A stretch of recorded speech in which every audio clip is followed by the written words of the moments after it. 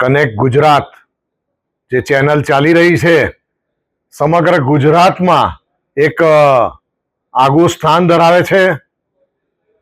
10 વર્ષ પૂર્ણ કર્યા છે અને 11મા મંગળમા વર્ષમાં પ્રવેશ કર્યો છે. ત્યારે કનેક્ટ ગુજરાત એ લોકોના પ્રશ્નોની વાચા આપવાનું કામ કરી રહ્યું છે.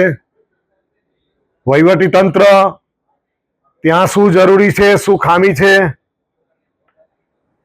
પ્રશાસનને માર્ગદર્શન પણ કરી રહ્યું છે અને લોકોની સુખાકારી માટેના પ્રશ્નોની રજૂઆત યોગ્ય જગ્યાએ એમના માધ્યમથી આજે સમગ્ર ગુજરાતભરમાં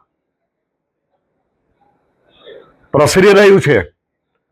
અને ગુજરાતના લોકો પણ કનેક્ટ ગુજરાત જે સમાચાર રજૂ કરે છે એને સાંભળવા માટે ઉત્સુક હોય છે.